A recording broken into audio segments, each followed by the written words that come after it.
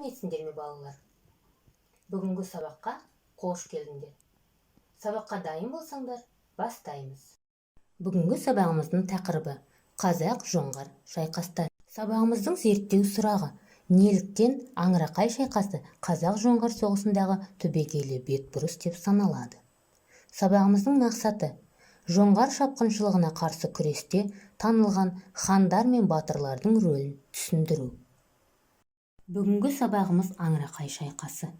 Жоңғарларға қарсы 100 жылдық азаттық соғыста бетбұрыс жасаған ірі жеңіс аңырақай шайқасы болды.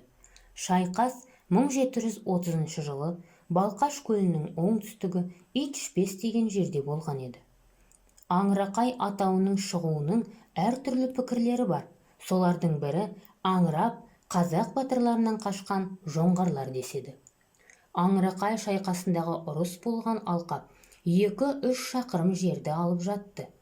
1730 жылы қазақ жасақтары Хантау, Аңырақай тау өңіріне келіп тоқтайды.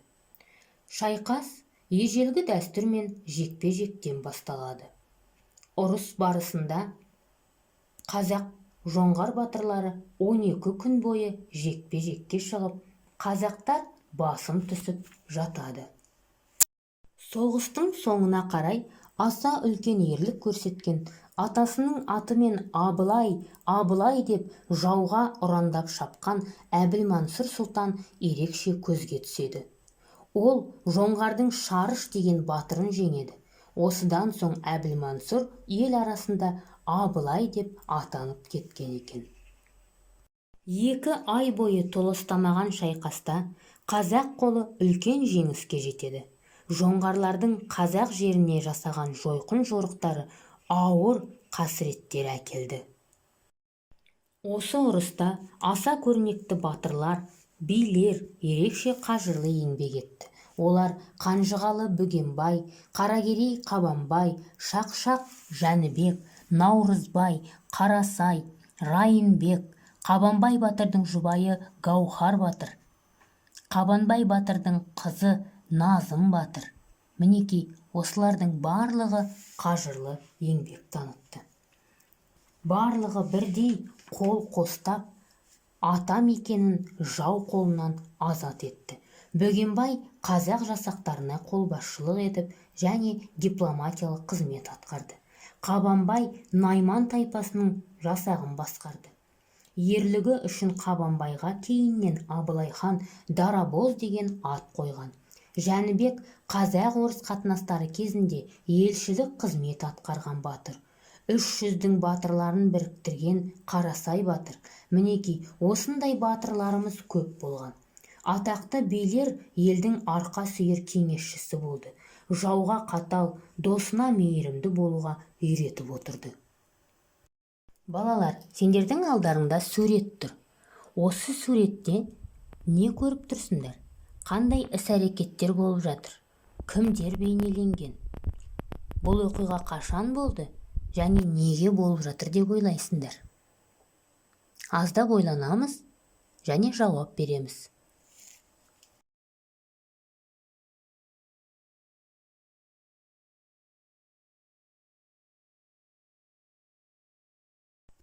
Жақсы балалар, ойланып болсаңдар, бұл сурет аңырақай шайқасы. Бұнда соғыс алаңы көрсетілген. Қазақ және жоңғар әскерлері 1730 жылы болды. Жоңғар әскерлерінің жаулауынан құтылу. Мінекей, осындай сендерде жауаптар болу қажет.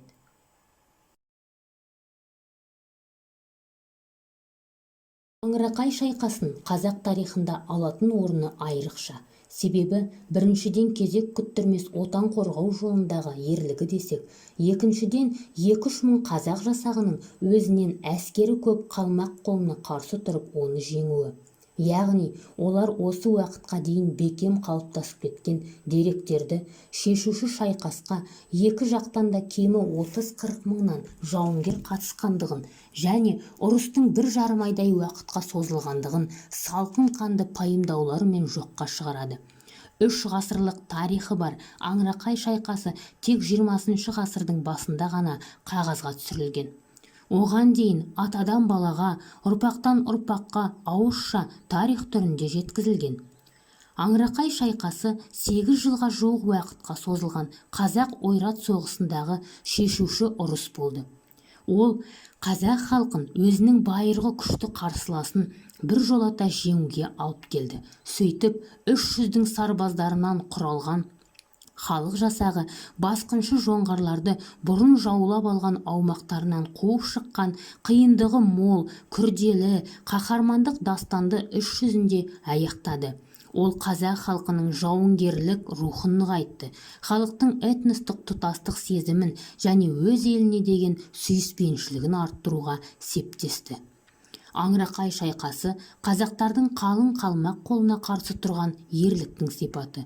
Бұл бүгінгі ұрпаққа тарылан тарих бетіндегі дерек пен дәйек ретінде емес, үлгі-өнеге тұрғысында берілуі тиіс.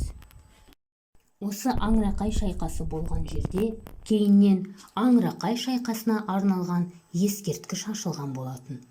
Мінеки алдарыңдағы суретте осы ескерткіш бейнеленген.